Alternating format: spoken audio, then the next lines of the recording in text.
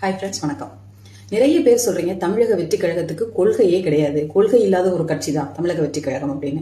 நிறைய மீட்டிங்ல விஜய் அண்ணா இதை பத்தி பேசிட்டாரு. பட் ஸ்டில் தொண்டர்களா எங்களுக்கு கொள்கை தெரியும் அப்படிங்கறது நீங்க புரிஞ்சுக்கணும் இல்லையா? அதுக்காகத்தான் இந்த பதிவு. மொத்தம் 5 கொள்கை தலைவர்கள் எங்களுக்கு இருக்காங்க. ஒரு அரசியல் கட்சி ஆரம்பிக்கிறோம் அப்படின்னாலே அந்த அரசியல் கட்சி டிசிப்ளினா இருக்கிறதுக்காகவும் ஸ்ட்ரென்த்தா இருக்கிறதுக்காகவும் கொள்கைகள் ரொம்ப முக்கியம். அதனால 5 கொள்கை தலைவர்களை தமிழக வெற்றி கழகம் சூஸ் பண்ணி தேர்ந்தெடுத்திருக்கு. அதுல ஃபர்ஸ்ட் யாரு அப்படின்னு பாத்தீங்கன்னா, பகுத்தறிவு பகலவன் தந்தை பெரியார் அவர்கள். தந்தை பெரியார் அப்படின்னு சொன்ன உடனேயே ஓகே, இவர் கடவுள் மறுப்பு கொள்கை, இவர் சாமி கும்பிட மாட்டாரு அப்படி கிடையாதுங்க. ஆக்சுவலி எங்களுக்கு தெய்வ நம்பிக்கை இருக்கு. நாங்க யாருடைய தெய்வ நம்பிக்கையும் எந்த மத நம்பிக்கையும் உதாசீனப்படுத்த மாட்டோம்ங்கிறத ஸ்ட்ராங்கா சொல்லிக்கிறோம் அப்படிங்கறதே எங்க கொள்கையோட ஃபர்ஸ்ட். ஏன்னா நாங்க பிறப்புக்கும் எல்லா உயிருக்கும் மதச்சார்பு இல்லாதவங்க.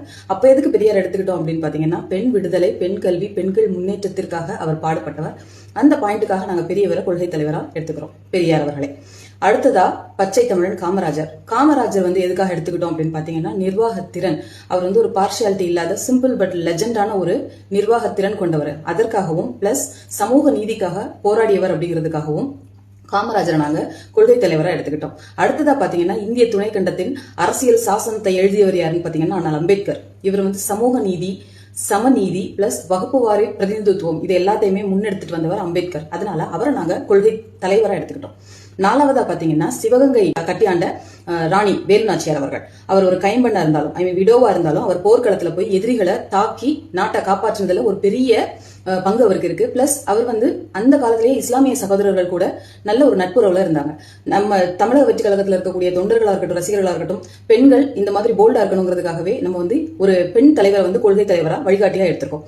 அடுத்ததா பாத்தீங்க அப்படின்னா, அஞ்சலை அம்மாள் சமூக சேவகி.